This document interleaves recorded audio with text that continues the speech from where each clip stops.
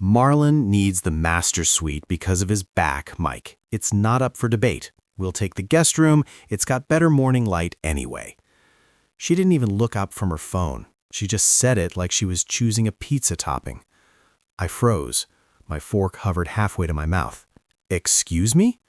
Stacy sighed, that loud, performative exhale she does when she thinks I'm being difficult. She finally looked at me, her eyes cold, devoid of any empathy. My parents, they're moving in with us next Friday, the day we close on the house. Marlon and Mom sold their place and they're taking the master bedroom. We are taking the guest room. And before you start, it's non-negotiable. Family helps family. The air left the room. I looked at her, really looked at her. We were 5 days away from closing on a $620,000 house, a house I put the down payment on. We were 14 days away from a wedding that was costing me the price of a luxury sedan, and she was telling me, not asking, telling, that I was going to be sleeping in the guest room of my own house while her unemployed gambling addict father snored in the master suite I paid for. Stacy, I said, my voice dangerously steady, we discussed this. We agreed. No roommates, especially not Marlon. We talked about this for months. Things change, she snapped, slamming her phone down. Dad's crypto investments tanked. They have zero equity left. They sold their house to pay off debts, and they have to be out by Thursday. They have nowhere else to go, Mike. What kind of monster would let his in-laws live on the street? It's happening. Deal with it. Deal with it. That was the trigger. She wasn't asking for help. She was announcing a hostile takeover. She had hidden her parents' financial ruin from me, waited until I was legally and financially cornered 5 days before closing, 2 weeks before the wedding, and then dropped the guillotine. She thought I was trapped. She thought I was too deep in to walk away. She forgot what I do for a living. I'm a forensic accountant. My entire career is built on finding rot in financial statements, isolating it and cutting it out before it kills the company. I don't deal in emotions. I deal in liabilities. And looking at Stacy, seeing the entitlement radiating off her, I didn't see a fiancé anymore. I saw a massive depreciating liability. Okay, I said. She blinked. Okay, you agree? I understand, I said, standing up and taking my plate to the sink. Family comes first. I get it. She jumped up and hugged me from behind, squeezing tight. Oh, thank God. I knew you'd step up. Dad was worried you'd be a jerk about it, but I told him Mike's a good guy. He knows his place. We're going to be so happy. A full house. He knows his place. The rage that hit me wasn't hot. It was absolute zero. It froze everything inside me. My love, my stress, my anxiety, it all just crystallized into cold, hard clarity. I need to go to the office, I said, peeling her arms off me. If we're doing this, I need to work some overtime to cover the extra costs. Marlon eats like a horse. Good idea, she chirped, already texting, probably telling Marlon he had won. Don't be too late. I walked out of our apartment, got into my car, and drove 2 blocks around the corner. I parked in a dark spot, turned off the engine, and just screamed. I screamed until my throat tasted like blood. Then I stopped. I wiped my face, and I pulled out my phone. Project Eject had begun. The timeline was tight. I had 5 days till closing, 7 days until we had to vacate our current rental, which we had already given notice on, 14 days until the wedding that was costing me the price of a luxury sedan. Day 1, the liquidation. The first call wasn't to the realtor, it was to my bank. I need to lower my daily transfer limit. No, actually, I need to open a separate account at a different branch entirely, unconnected to my current profile. I moved my liquid savings, $45,000. It took hours of verifying, but I stripped our joint house fund account down to the $200 Stacy had contributed. Then the realtor. Hey Dave, it's Mike. Hey Mike, big week. We're all set for Friday closing. Got the keys ready. Dave, I'm exercising the financing contingency. Silence. What? Mike, your financing is solid. You were pre-approved months ago. Not anymore, I said calmly. I just moved the down payment funds. If the lender runs a final check today, they'll see I don't have the cash to close. But let's save everyone the time. I'm withdrawing my offer. Mike, you're gonna lose the earnest money. That's 10 grand, just gone. $10,000. It was a lot of money, But compared to a 30-year mortgage with Marlon living in the master bedroom, it was a bargain. It was the price of freedom. I know, Dave. Burn it. Send the cancellation papers to my email, not the joint one. Does Stacy know? She will, I said, eventually. Day 2, the wedding massacre. I sat in my car during my lunch break. I had a spreadsheet open. Venue, $12,000. Deposit, mine. Catering, $8,000. Deposit, mine. Photographer, $3,000. Mine. DJ, florist, cake, $5,000. Total, mostly mine, some hers. Total sunk cost, roughly $28,000. Plus the $10,000 earnest money, $38,000. Almost $40,000 to break up with a woman. It was nauseating. I could buy a new truck with that. I could travel Europe for months. But then I remembered the conversation I overheard that morning while I was pretending to be asleep. Stacy was on the phone with Marlon. "Yeah, Dad, don't worry. Mike's getting a promotion soon, so we can probably upgrade your truck next year. And I told him the basement is off limits. That's your man cave. He can set up his little office in the garage if he puts a heater in there." The garage? I was paying for the house, and I was going to be working in the garage, while Marlon, a man who hadn't held a job since 2014, had a man cave in my basement? I started dialing. "Hi, this is Mike regarding the wedding on the 24th. Cancel it." "Sir, the deposit is non-refundable." "I know. Cancel it." One by one. Scorched earth. I didn't give reasons. I didn't cry. I just executed the termination clauses.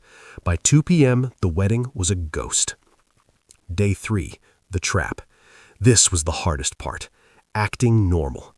I came home. The apartment was filled with boxes. Stacy was packing. "Babe," she yelled from the bedroom, "Mom called. She wants to measure the windows in the master suite for her heavy drapes. Can we go by the house tomorrow?" "Can't," I called back, grabbing a beer. "Dave says the sellers are doing final repairs. No access until closing." Fine. Oh, by the way, Marlon says he's bringing his pool table. It's heavy, so you might need to hire movers for that specifically. "Sure," I said. "Whatever Marlon needs." I went to the office, the corner of the living room, and booked a storage unit, not for us, for me. Then came the pièce de résistance, the artifact. Stacy had been obsessed with this custom-made Italian leather sectional for the new living room. It was $9,000, white leather, impractical as hell. She loved it. I had paid the deposit, and the balance was due upon delivery, which was scheduled for move-in day. I called the furniture store. "Hey, this is Mike. Change of plans. I need to change the delivery address." I gave them the address of a consignment shop across town that bought high-end furniture. "And I'll pay the balance now. Yes. Put it on this card." I paid it off. I wasn't going to let her have it. I was going to sell it and recoup some losses. Day 4, the escape. Thursday, the day before closing, the day they had to vacate their sold house. Stacy went to her final dress fitting with her mom. This was my window. I didn't pack everything. That would be too obvious. I took the essentials: my clothes, my laptop, my documents, my grandfather's watch, the PlayStation, petty but mine. I loaded my car. It took 45 minutes. I left the rest. The old IKEA furniture, the plates, the towels. It was all collateral damage. I drove to the corporate housing unit I had secured through work. It was a sterile, gray, one-bedroom apartment on the other side of the city. It smelled like industrial cleaner and silence. It smelled like heaven. I sat on the generic beige couch and waited. Day 5. The impact. Friday morning, 9 a.m. My phone started buzzing. "Stacy, where are you? The movers are here." "Stacy, Mike, why is your closet empty?" "Stacy, pick up the phone." I ignored them. I poured myself a coffee and watched the news. 10:02 a.m. The closing appointment was supposed to be now. "Stacy, I'm at the title company. Dave isn't here. They're saying the file is closed. Mike, what is going on?" 10:15 a.m. Marlon called, then Linda, then Stacy's sister. I let it ring. 11 a.m. The explosion. "Stacy, you canceled the house? Are you insane? My parents are in a U-Haul in the parking lot. They have nowhere to go." Finally, I picked up. "Hello, Stacy." She was screaming so loud the microphone distorted. "You bastard! You psycho! You canceled the house! You stole the money! My dad is sitting on a cooler in a parking lot! We gave up our apartment! We're homeless, Mike! We are literally homeless right now!" "Stacy, calm down," I said, my voice flat. "Calm down? You ruined my life! Why? Why would you do this?" "Because it was non-negotiable," I said. Silence. Just her ragged breathing. "What?" "You said Marlon moving into the master suite was non-negotiable. You said it was a fixed constraint. So I adjusted the project parameters.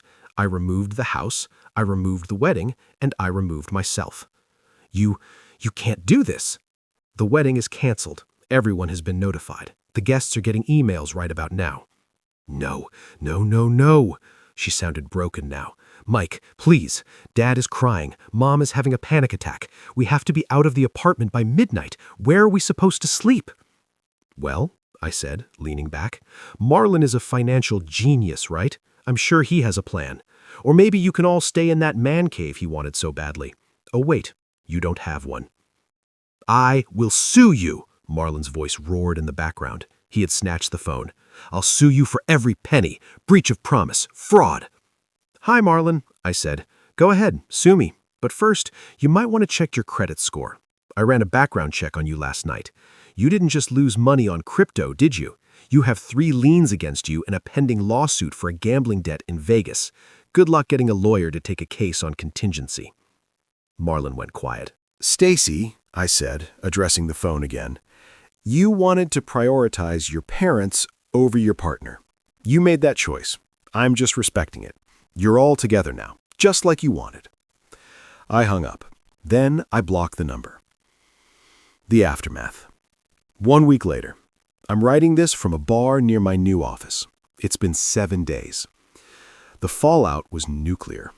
Stacy and her parents ended up in a Motel 6 off the highway.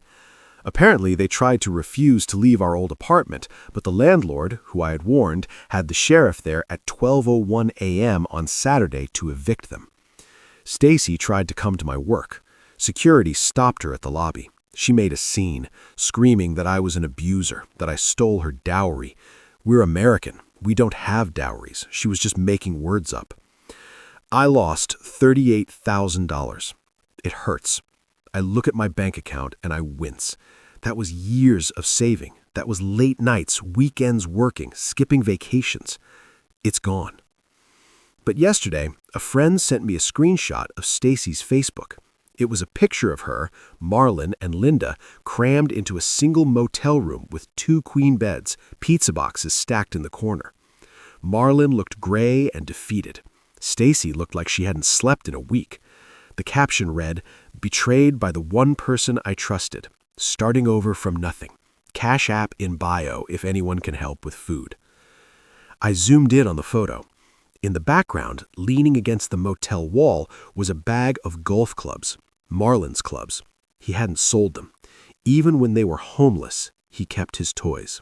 I realized then that if I had gone through with it, that would have been my life. Me working myself to death to pay the mortgage, sleeping in a garage while Marlon played golf, and Stacy telling me to be grateful.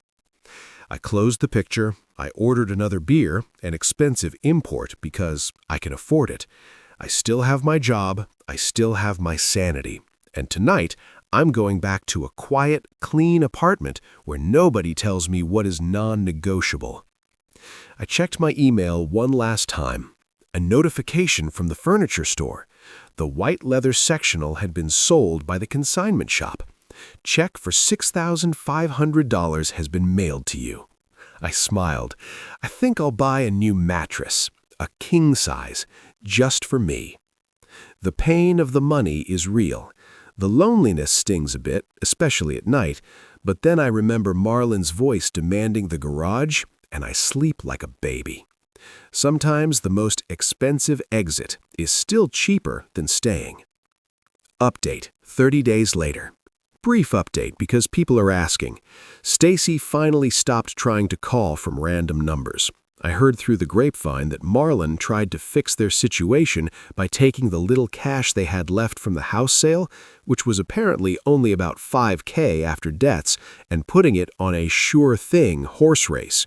He lost it. Linda left him. She's staying with her sister in Ohio now. Stacy is living on a friend's couch, working double shifts at a diner because her influencer career didn't pay the motel bills. And me, I just closed on a small condo. 2 bedrooms, one for me, one for my office. And I put a lock on the guest room door, just in case. You never know when you might need to keep the monsters out.